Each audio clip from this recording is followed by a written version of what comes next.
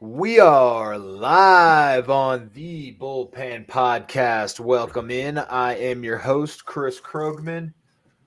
You can find me on the Twitter box at ShyBears1985. You can find my co-host, Adam Kunos, at Kunos19 on Twitter. Follow us both and the show Twitter page at the Bullpen Pod.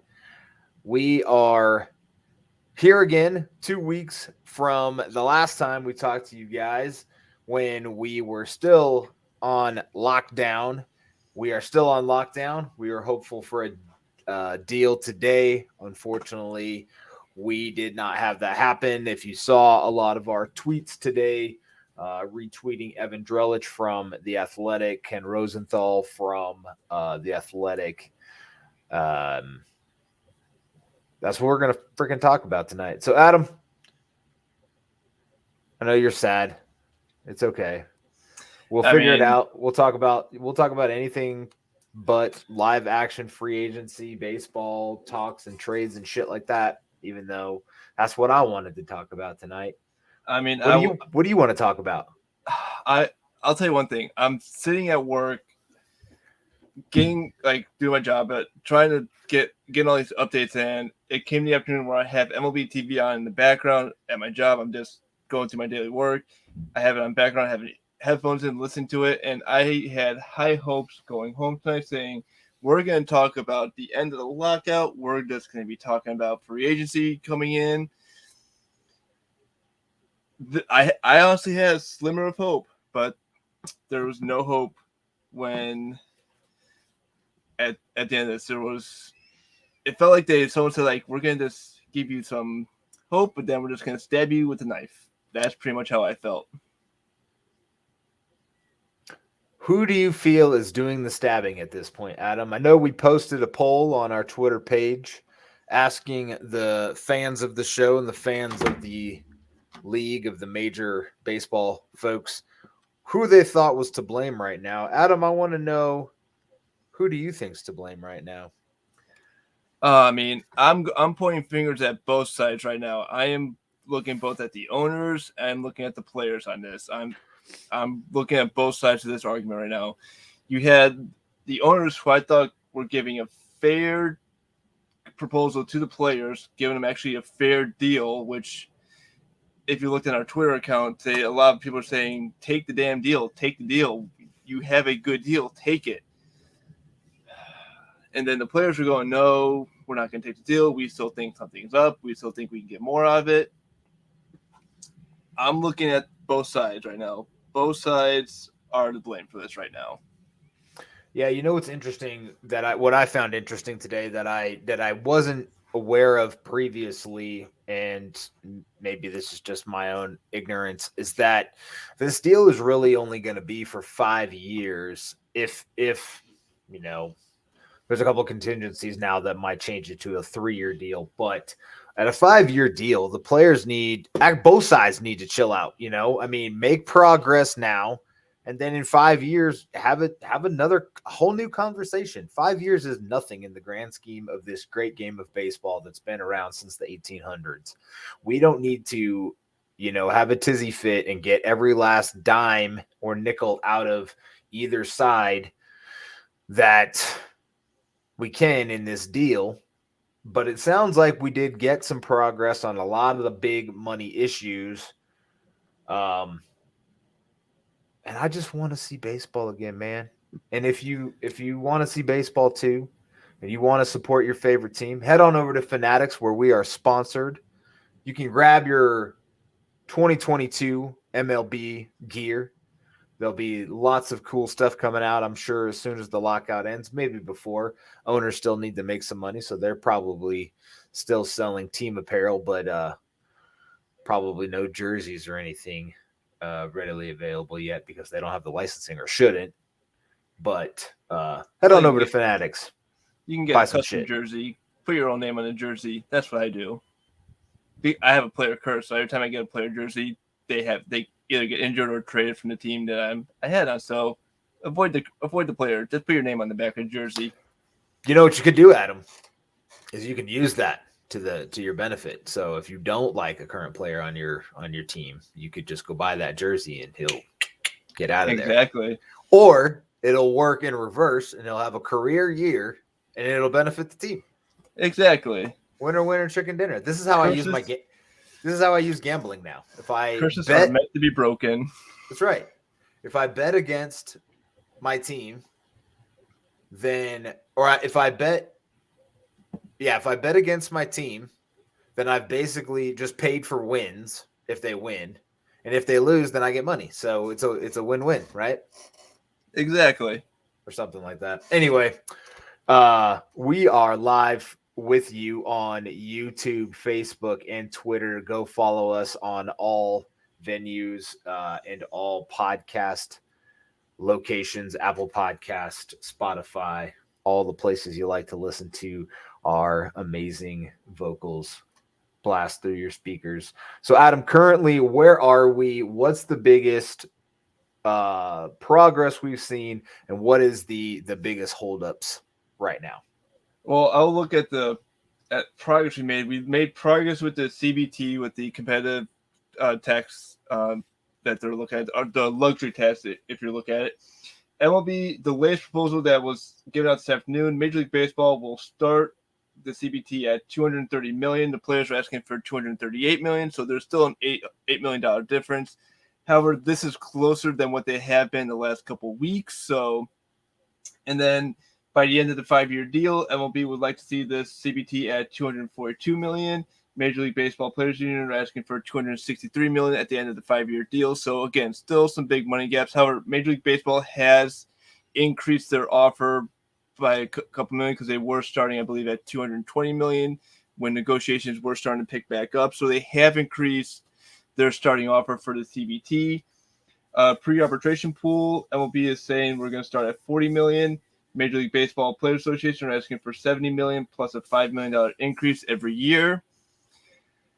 Again, if you're looking at numbers there, it's still a big money gap, but this is actually the most progress they've made money-wise. So money-wise, economic-wise, they seem to have made a lot of progress between the two sides.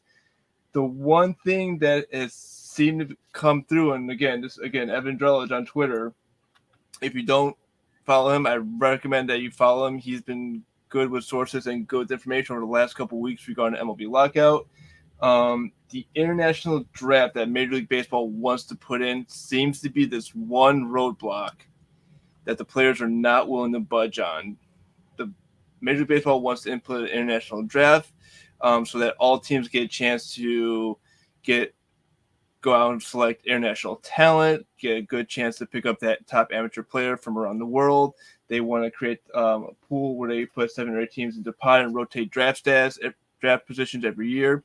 So that way you're rotating on who gets the top players every year, not just letting one team go out and pick the top players every year. So they're trying to create a competitive balance between all teams, which I think is a fair compromise. If you want to make a league more competitive balance, you need to put this into play. However, the players are not budging on this. The players do not want an international draft pool. They say that this kind of will take away from money given to current players in the league. So that's where we stand right now. It's pretty much, do we look at an international draft pool, or do we just say, fuck it, we're just going to continue with the status quo and hopefully come to an agreement the next couple of days? So the couple issues with that is, with an international draft pool, from a club standpoint, from the league standpoint, the team standpoint, is that they, like you said, get an opportunity to draft the international talent throughout the world. The downside still is with the clubs that don't have the money to put into international scouting. So great, I can draft, the Juan Sotos of the world if I'm the Oakland Athletics or whatever, right? However, if I don't have the money to put a scout out there where he is in his country, I think he's from Dominican Republic, then I don't even know about Juan Soto. I don't know who that guy is. So now it does give the teams that can spend that money still a bit of an advantage where they can take players that are talented later in the draft, even if, everybody knows who the top guys are. So let's say everybody knows who the first rounders are. It still expands into those later picks, and these guys can get drafted or can find talent where smaller clubs that don't spend the money can. The other thing is that for the players side, you really start to look at hard money numbers, right? So if you have a international draft, then those draft picks will be slotted a certain amount of money, where currently the team can just say, I'm going to pay Juan Soto as much money as I want to, and I'll just outbid everybody for him. Again, back to the club side, the smaller clubs want this international draft because they don't want the bigger clubs just going around and using their bags to buy all the talent. But on the player side, they want all the money. They want this money spread around to people and given out to the players, regardless of who it is, because it increases money for all of them at the end of the day. So both sides have very good points. I think it's going to be a mess, and it kind of reminds me of how because if you're saying baseball is such an international sport that you need an international draft, think about soccer and what soccer clubs do and how they handle this. Is this just a giant pool of money that people with the most amount of money go around buying all the best talent? So, and now, they're putting in what they're calling the Steve Cohen tax, and where they don't want the big money spenders to be able to spend big money. And as a Mets fan, that makes me mad, obviously, because I want to spend as much money as it takes. And they let the Yankees do it for years. So fuck this. I don't want this tax on my dude. And honestly, he's worth $15 billion. So he's going to say, fuck your tax and spend as much money as he wants anyway and end up, making it back somehow, some way. So it's a stupid thing that's getting held up by 7 or 8 clubs. Same thing with the international draft. They're fucking things up too. So these things need to get fixed, and we need to get on a move because we've already had how many series canceled, Adam? The first 2 weeks of the season, pretty much? Yeah, so originally the first 2 series leading up to April 6th and 7th were canceled. So if you're looking at the schedule, obviously the season opener was been canceled, the series after that. So you're looking at 6 games per team canceled. And as of right now, they have canceled all regular season games through April 14th. Now, if you look at the calendar, the next day is April 15th. Besides it being tax day, which if you haven't done your taxes, do your taxes. It's going to be the 75th anniversary of Jackie Robinson's debut in Major League Baseball. Not a good look. And that's my thought exactly, because when I saw it, it's like, okay, you're now going to be in a lockout, in a labor dispute, celebrating one of your most iconic players' anniversary and breaking this color barrier that baseball had for a while going into that season, and you're not going to do anything to honor him during this game. There's going to be no 42 jerseys on the field. There's going to be no 42 celebrations in the stadium. Yes, you'll see some celebrations online on MLB Network. They'll probably show some classic clips from past games or from his career, or you can go watch the movie 42, but there's not going to be any baseball as of right now on Jackie Robinson Day. How bad is that for baseball right now? It sounds fine. No big deal. It's not like he didn't not just revolutionize the game, but break the color barrier and be one of the most iconic Major League Baseball players ever. No big deal. Just keep on keeping on. But I don't think it's going to get there. I think I'm going to call Friday. I'm going to call my shot as Friday, March 11th for the day we get a deal. We'll have one more day of pissing and moaning tomorrow. And then Friday, everybody will wake up and realize I would like to get paid and I would like to start playing baseball. Right now, it looks like there's going to be no spring training. If there's no regular season games for the first 2 weeks, there's probably no spring training unless they're just talking. So what are they talking about? Like just pushing spring training forward by that same amount of time, and that opening day would just be like April 15th. Because that's probably what they're gonna do. Like, hey, we're gonna have opening day be Jackie Robinson Day, and everything will be great, and we'll get back all the fans that are pissed off right now. So that is one possibility I've heard floating around saying that. So yeah, as of right now, the rest of spring training, at least Major League Baseball spring training games, are canceled. Minor league spring training is still going on at the facilities, but if you go out to the training facilities, you're just going to see minor league baseball players, which, I mean, go watch them. They're a ton of fun to watch play. If a deal does get done Friday, and they say April 15th is the day that we're going to open the season, we're going to open day on Jack Robinson Day, that's fine. They could do a short 2-3 week spring training where they say, okay, all clubs will open up on, let's say, the following Monday. Clubs, you have players can report to their facilities and start training. They can do Man, it 3 weeks. If they get a deal done Friday, they better be fucking reporting on Saturday. Oh yeah, it's not like spring training is a Monday through Friday gig. No, that's a 24/7. Yeah, deal it's when it time comes to to it's training. time to it's time to go. It's time to you're 2 weeks behind at minimum for pitchers and catchers, and then at least a few days behind for regular players. So let's go. Well, don't forget the players union have opened up a camp in Florida and Arizona for players to actually go work out. So you do have some players who are working out at these player union camps in Florida and Arizona. So I mean, they're getting some work in, but they're not getting teamwork in. But yeah, I agree with you. Deal done Friday. Get your ass to training camp on Saturday. If I was a player, I would be, as soon as I heard deal's done, I would be in the car on a plane with my gear heading towards my spring training facility and trying to get in there as soon as those doors get unlocked for Major League Baseball players just to get some work in. They should be there now. They should literally be in Florida or Arizona now. I mean, we're on the brink. It's not like they're going to just all of a sudden like walk away. It did look like that for a minute, but it sounds like some grown-ups talk some sense into people, and we're at least pretty close.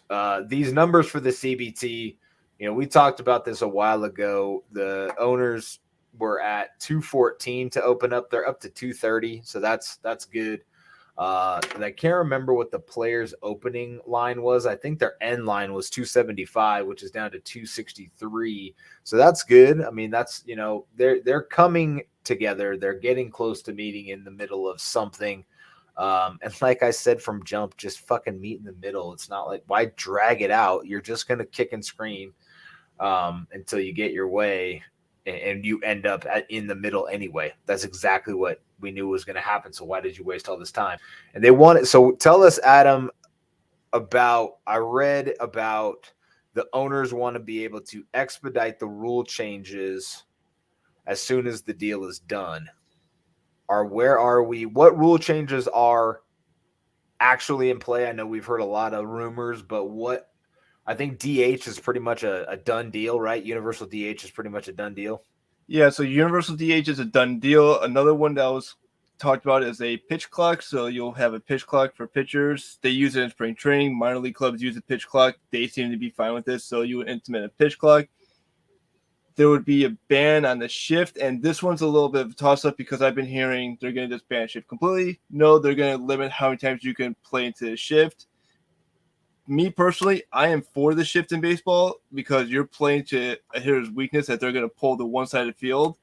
I'm sorry, if you're a hitter and you can't pull the opposite side of the field, you need to go back and hit the cages. You need to learn how to hit both sides of the field. You need to learn how to push the ball to the left, pull the ball to the right. So, but that's just me personally. The other one rule is larger bases, which kind of plays into, I guess, just increasing the base size by a couple inches. Not What sure. the hell does that do? I honestly don't know how the hell that works. I mean, does it make outs easier because it makes like double play balls easier for guys to drag? It also makes stolen bases a little bit easier. I don't understand why bigger bases. Who wants to put bigger bases out there? Is that an owner institution? I believe that's an owner institution. What the fuck does that do? I will look that up real quick. All right. Well, while you're talking about that, I'll talk about the shift because I have mixed emotions. I agree with you, so I'm going to have to play the devil's advocate role here. I don't like the shift because it's hard enough to do this job. You know, lifetime career hitters over 300 are in the Hall of Fame. That's only 30% of the time. If you had the shift on for, you know, those great hitters, they probably still would have been pretty good hitting, you know, 275, 280. And Tony Gwynn would have figured this shit out a long time ago. And you know, you're right. Guys need to be able to figure out how to push the ball, but like then that takes away from them being able to power swing, and we lose that excitement of the game of the, you know, the long ball. You know, Michael Conforto is never going to be able to fucking hit the ball the other way. When he was spraying the ball to at least left center, he was great. And then they just turned him into a jack monkey, pull everything to the right, and he hit more home runs, but he couldn't hit for shit. And I think I talked about this with another buddy. Like, just lay a bunt down that third base line and make them play at least somebody over there. I'm tired of seeing Manny Machado in fucking short right field. It's absolutely ridiculous. I kind of agree. I do agree with, like, I'm for the shift. I see the point of, you know, a limitation of how many times you could do it. But what I've heard thrown out there and that I think is kind of fair is only X amount of players on each side of second base. So you could still semi shift, or you could, you know, just play your center fielder pretty shaded to the right, or you could have guys start running as soon as the pitcher goes into his windup or throws the ball or something. You could just have guys running towards that shift side of the ball, but then that's fucking exhausting. So I am not for the shift. I think it's chintzy and they should ban it. But one rule I am in favor of is robot umps. 2 questions for you, Adam, since you're looking stuff up anyway. Number 1, are robot umps in play for this negotiations? And 2, what is the pitch clock they've landed on? I've heard 14 seconds, but I've heard people argue that that's too fast and to make it like 24 seconds. So I've heard that robot umps were offered by Major League Baseball, but the Players Union did not take that offer. So I believe that is not in talks right now. I could be wrong on that. As for the pitch clock, I've heard 15 seconds. I've heard 30 seconds on the pitch clock. 30 seconds in between pitches. Let's just land it at 20. 20 sounds fine. I mean, what's an NFL play clock at? 40? 40. Yep. I mean, you got NBA shot clock is a 24-second shot clock violation, so 20 seems permissible for, at least I think, for in between pitches, 20 seconds between each pitches, because that continues at a nice steady pace. Yeah, I agree. You have all of these advantages in scouting and in metrics and things like that. Why aren't you ready to go? Like, what's taking so long between pitches? You know, you know exactly how you want to pitch a guy. You've done tons and tons of studies on each individual batter and each pitch count in each situation, types of pitches you want to throw. Like, if I'm the guys that are the best pitchers, in my opinion, are the guys that are like constantly going and coming at you and going and going and going and have a steady cadence anyway, and don't take all goddamn day between pitches. Those guys are the ones who get in their heads and don't just chuck the rock. They overthink everything and they make mistakes. I completely agree. And I'll give you a good example. Mark Burley, when he pitched for the White Sox, he pitched a complete game, an hour and 56 minutes that game lasted for. My dad and my sister went to see the game. they got stuck in traffic. They got there the fourth inning, and about an hour later, the game was over because he was on the mound pitching, and they saw an hour's worth of baseball because he just gets the ball and he just keeps it going. He doesn't give the batters time to set, which I believe that's fine. If you have a rhythm, keep that rhythm going. I'm not waiting for the batter to take their time setting. As soon as they stand in the box, I'm in my windup and I'm throwing a pitch. I mean, and there's another point of it is like, okay, so it's a 20 arbitrary number, 20-second, pitch clock. How much of that, is on the hitter? I mean, if the hitter's calling for time, does that time go against the pitcher? Or does it go against the hitter if the pitcher's ready and then, the batter's calling time and, fucking around and going in and out of the batter's box? Like, who's violating the rules at that point, At this point, I believe it. I'm not sure who it goes against, so we'll see. But going back to the bases, so both MLB and MLBPA reached an agreement to test new bases out in AAA in 2021. They would increase the sizes of the bases from 15 square inches to 18 square inches. So you're looking at pretty much a 3-inch increase of the bases. So slightly bigger, but not really. If you look at it from a fan's view, you're not going to really see a difference. You will see a difference on the field. Why? What is the competitive advantage or disadvantage? What is the purpose of this bigger bases? I personally don't see any benefit to increasing the bases at all. I think you leave them the same. From what and this is what I'm reading on a CBS article, bigger bases may solve the aggressive part of the game. There's almost nothing worse than an MLB game than having a player beat a ball to the bag. So I guess you're trying to help the hitters by increasing the number of hits. All right, so MLB believes making the bases bigger will lead to less injuries on the base paths. The bigger the bases, the more space runners will have to slide around defenders. Therefore, the league is hoping there will be less collisions between runners and defenders. Okay. That's all. That also means that there's more room on one side of the base or the other to tag the base and not hit the runner when you're making a throw to first or whatever. So, okay. There is an actual reason, and I can see it. Okay, looking out for player safety. That is definitely a good way, but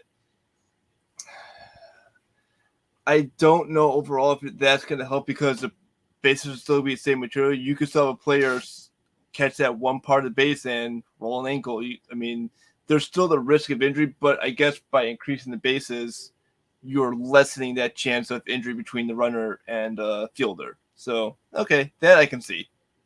That is literally the only reason. It'll also boost the number of stolen bases per game. Yeah. So, all right. So that's cool. That's a decent reason. I'm fine with that. Moving on. Unless you want to keep talking about the size of your bases. No, I mean, I will. How big's your base, Adam? That's private information. Copy that.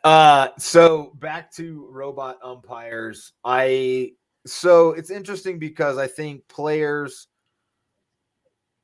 have a couple different arguments. So catchers, defensive catchers specifically, want to maintain that framing art as a skill set. Guys that can frame the ball and trick umpires into calling strikes when they're really balls is an art form, I guess. But fuck that, dude. I mean, that to me, that's bullshit. I mean, that's shenanigans. You're cheating. I mean, you're fucking cheating. But that's one argument. On the other side, hitters want an accurate strike zone that they can go off of.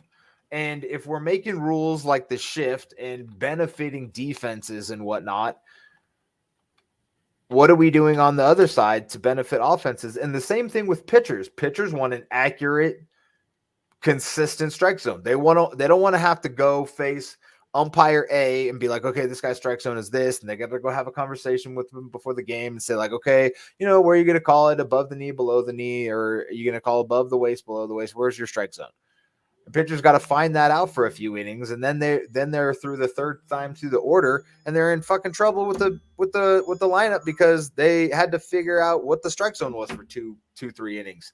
So I don't understand why the players, other than catchers framing the ball, which is one position out of the entire fucking sport, cheating and getting strike calls when they're not strikes is. I don't understand their argument. I really don't. So I'll look at it because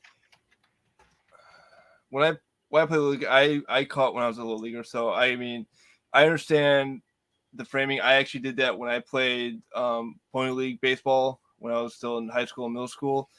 I did frame pitches, and again, I can see why catchers like framing pitches because again, if you're looking at the ump's view, you're looking pretty much over the catcher's back, and in that split second, you can see the glove move just 2 inches, and you're going by instinct. That I can see. But if you watch a game on TV, we pretty much have a robot umpire with the strike zone on that screen. You pretty much can see the strike zone, and you can pretty much get an accurate ball or strike call on TV. You see it all the time. Even in MLB The Show, they have a strike zone you can put on as you're playing. MLB At Bat, if you go on to game day, you can watch the strikes coming in if you don't have a TV subscription. So I'm kind of 50-50 on robot umpires. I'm not really sold on it yet. Some reason I still like the human element of the game, of the human air factor you have when it comes to calling balls and strikes. I don't know. Something about this arguing to TV on a ball or strike, kind of fun. But that's just me.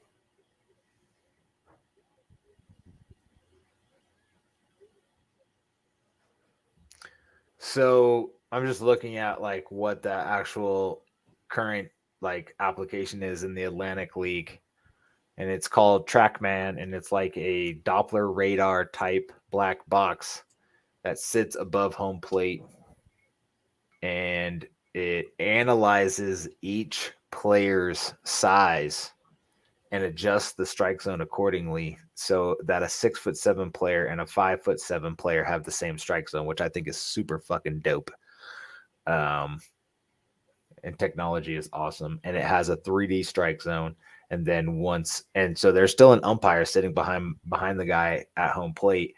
But as soon as the ball is thrown, the TrackMan tracks and identifies the pit's location, phones in to the umpire to tell him whether it's a ball or strike, and the umpire physically makes the call behind the plate. So you can still have a little bit of drama at him. You can be like, okay, and ball, and strike. Okay, so if I'm hearing this correctly, so they're gonna have pretty much a wireless headset in the ear, and then they're gonna be connected to the TrackMan, who's gonna pretty much tell them that's a ball, that's a strike. Okay, I think I can. Interesting. I mean, that may have to come back to that once we get some baseball action and see if they're actually testing that. Are they testing that in minor league baseball? Or yeah, it's in all 8 Atlantic League minor league baseball stadiums. Okay, I'll definitely have to read up on that.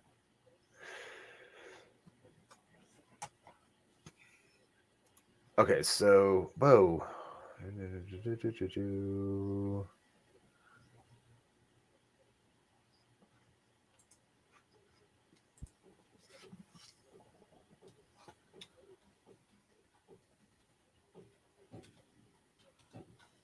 So, Chris, as we're kind of going here, I want to give your thoughts. So, over the last couple of days, MLB and Apple TV announced a new deal, $85 million deal to stream the rights for Friday Night Baseball on Apple TV Plus for Major League Baseball. Again, $85 million deal. I think this deal completely misses the mark when it comes to reaching out to fans because you're now adding a second streaming service for baseball fans who maybe can't afford to get At Bat, rely on MLB Network, ESPN, TBS for baseball games. Do you like the deal? If so, why? And if not, why? So TV deals tend to benefit the clubs, which they're already making money hand over fist. They don't really tend to benefit the players. I'm doubting the players get any piece of this TV deal, and if they do, it's going to be minimal. So I don't like the deal from that aspect. Um, I also don't like paying for sports. I mean, I understand, certain aspects of that. Like the NFL started first. I mean, right, with the Direct TV deal, um, Sunday Ticket, and I've always wanted it to be more in line with like an a la carte service where if I want to purchase Bears games, I can do that. Or if I want to purchase Buccaneers games, I can do that. But I don't want to have to pay for all of it. Then they introduced um, NFL.com has another Game Pass where you can watch the full game for like a lot cheaper, but you can't watch it until an hour after it ends, which is kind of shitty because then you don't get your live uh,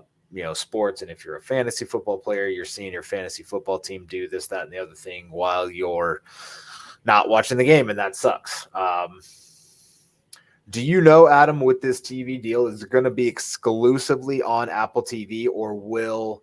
Because I know a lot of baseball teams, similar to basketball, have a local network that broadcasts their games, not a national network. So, like, say football has like Fox, CBS, NBC that all broadcast their games on various times, and you can watch that on your local TV station with an antenna because you're speaking to the cost effectiveness of your basic packages or whatever.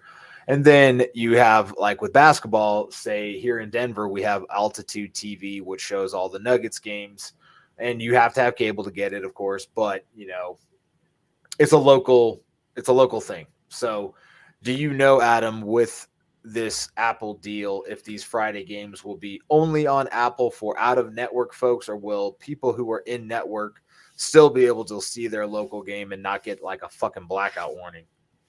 So these games will be exclusive on Apple TV Plus. So if you have an Apple TV Plus subscription, you're going to be able to enjoy a doubleheader for Friday Night Baseball.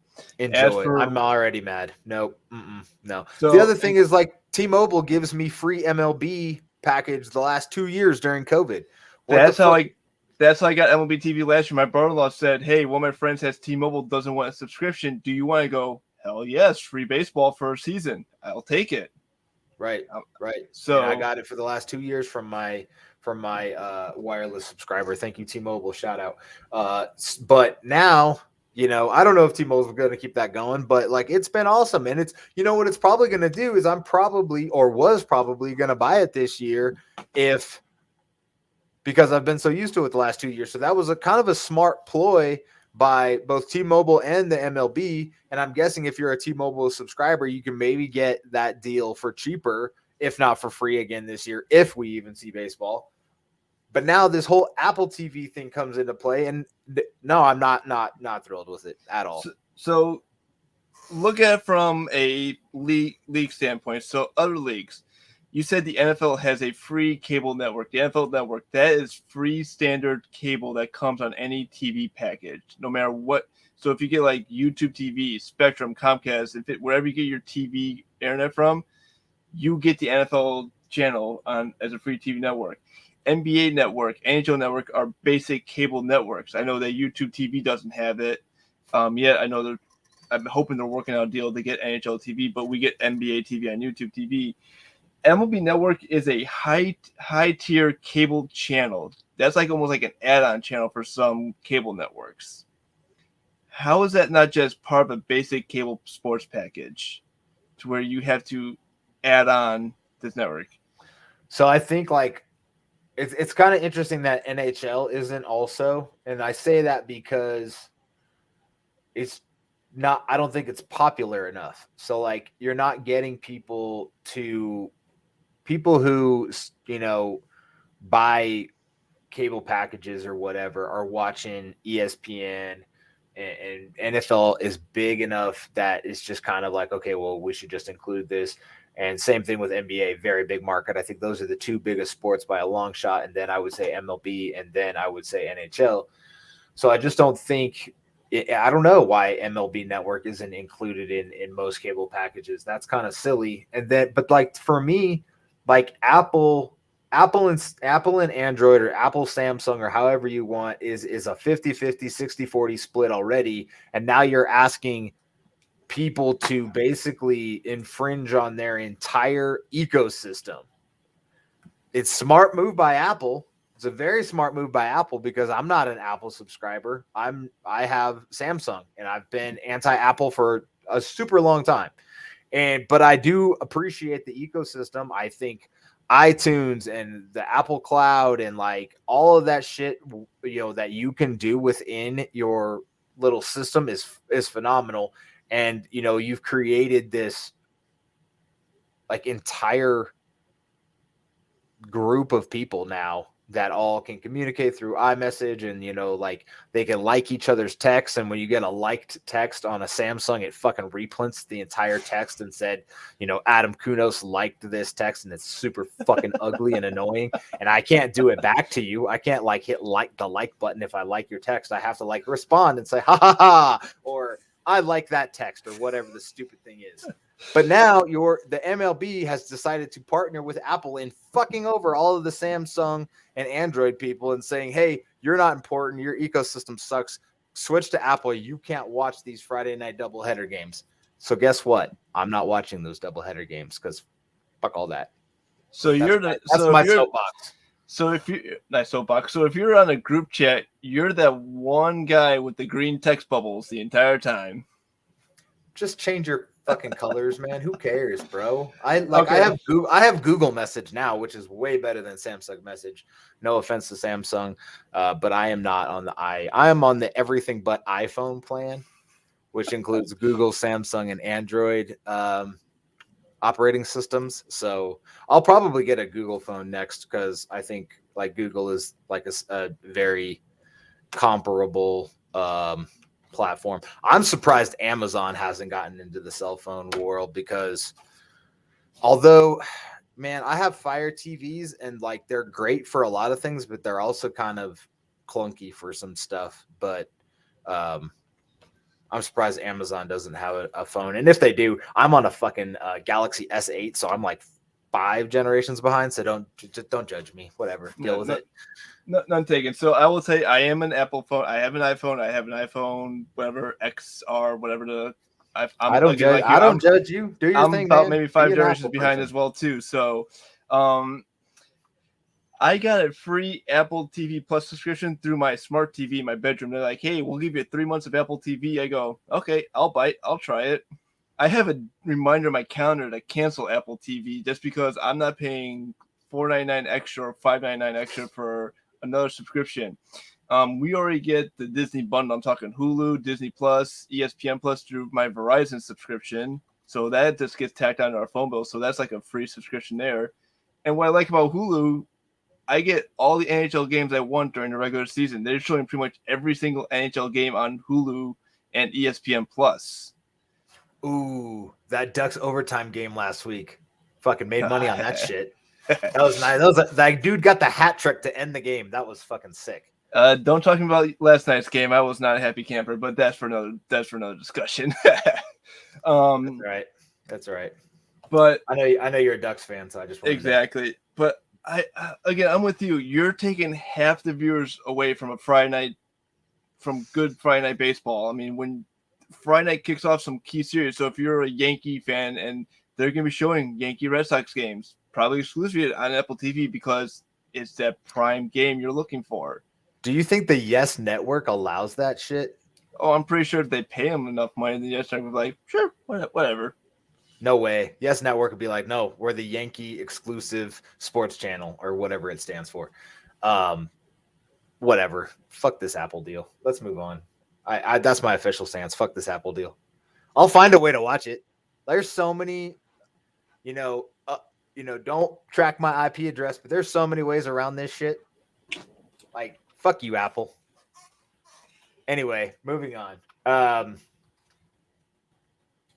So today we had a couple different statements from the Major League Commissioner Rob Manfred and the Players Association representative. So the league said in a last-ditch effort to preserve a 162 game season, this week we have made a good faith proposals that address the specific concerns voiced by the MLBPA and would have allowed the players to return to the field immediately.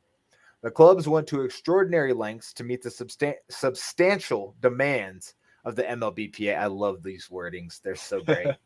On the key economic issues that have posed stumbling blocks, the clubs proposed ways to bridge gaps to preserve a full schedule, which I agree with, and so did the Players Association.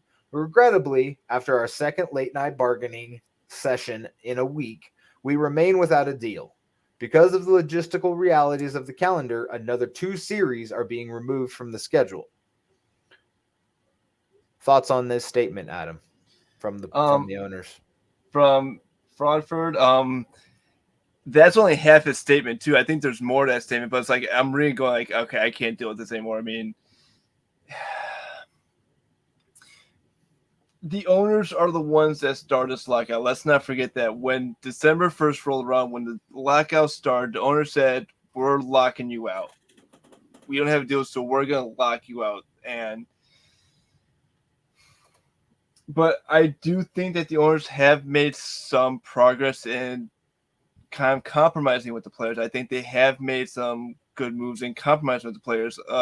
Increasing the CBT, I think, is something that I didn't think they were going to do. I'm not sure how you felt about it, but they seem to have taken some good steps in going there. But again, it's just coming down to money and how much money these owners are willing to lose from stadium concession sales, merchandise sales, ticket sales.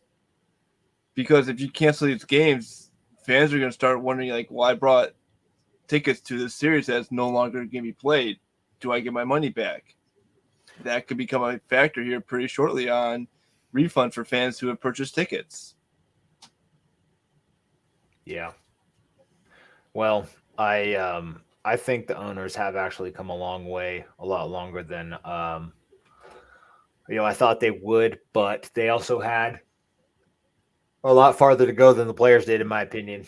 But now I do think it's so like I do think like starting out it was on the owners and the owners were being stingy and greedy and whatnot. And now I think it's on the players. Now the players are being greedy in this whole international draft thing. And I think they're more concerned about the snowball effect. Like, well, if we're starting at this international draft, what's this going to lead to down the road? We're going to lead to like the limitation of contracts essentially is what the MLB is what Players Association is worried about. Man, I remember the A-Rod deal. Okay. When A-Rod got paid $250 million for 10 years, I was fucking dumbfounded. So now we're up to more than that, and we're up to pitchers getting that amount of money, which they only play every 5 days. It's incredibly crazy. So, but I also understand this is your talent, and you are the talent, and you make the owners money, and you deserve your cut. And I think that's only fair. And I think it's fair to get younger players paid sooner before they get injured, because you hate to see guys, that had a chance to make a crap ton of money and get hurt, not be able to, live that out because, they were a good young superstar and they had control over him at $750,000 instead of, $75 million over 3 or 4 years. Yeah, I get it from both sides, but I think the owners have come a long way. On the flip side, the MLBPA statement says the owner's decision to cancel additional games is completely unnecessary. After making a set of comprehensive proposals to the league earlier this afternoon and being told substantial responses. That's not the right word there. or forthcoming. Players have yet to hear back. Players want to play, and we cannot wait to get back on the field for the best fans in the world. Our top priority remains the finalization of a fair contract for all players, and we will continue negotiations toward that end. So, like I said, this isn't going to be the last deal you ever get. You're only 5 years out.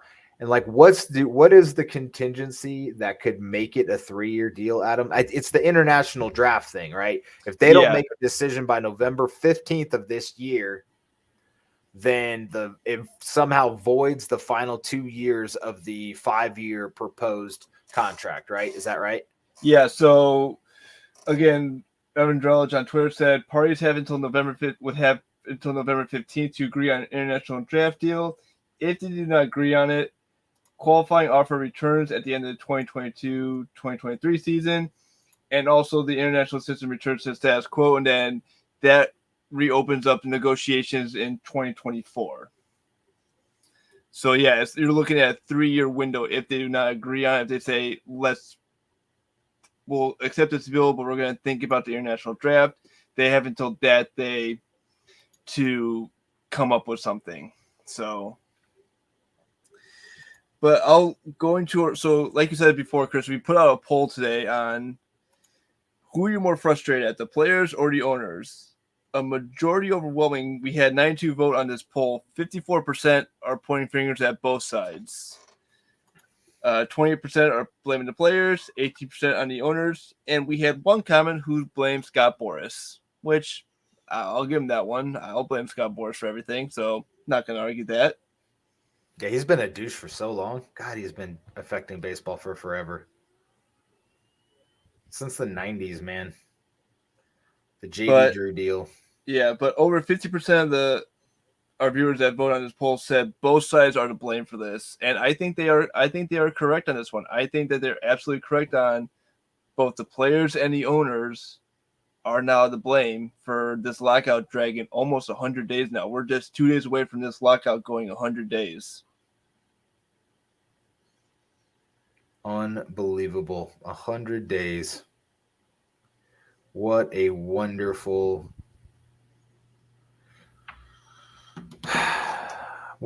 time we're living in. Mm-hmm.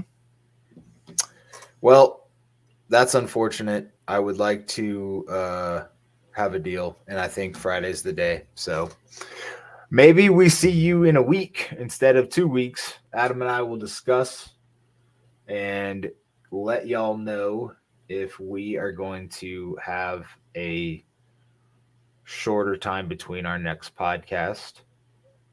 But for now, there's not much else to talk about.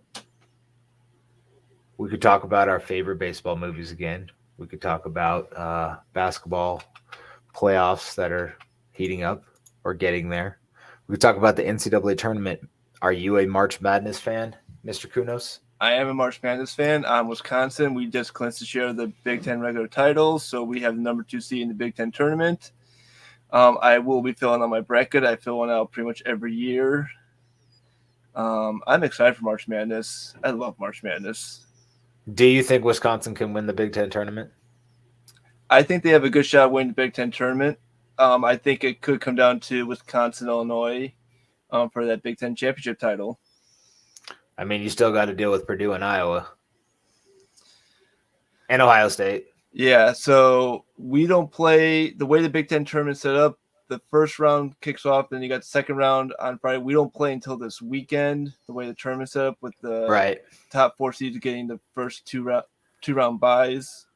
So it could work out in our favor if I go back and look at the bracket that a lot of those teams that you mentioned are eliminated. I know that Nebraska was eliminated today by Northwestern. They came back from about 16 down to win by 2, I believe.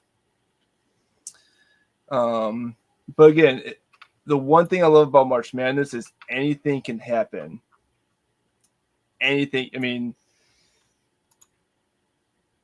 we thought we would never see a 16 seed beat a 1 seed, but we saw that a couple years ago when Virginia was the number 1 seed and lost to, I can't remember who the 16 seed was, but Oh yeah, it was Virginia that fucked it up. That's fantastic. I love But that. then reverse that, and the next year they go on to win the NCAA tournament. What is this?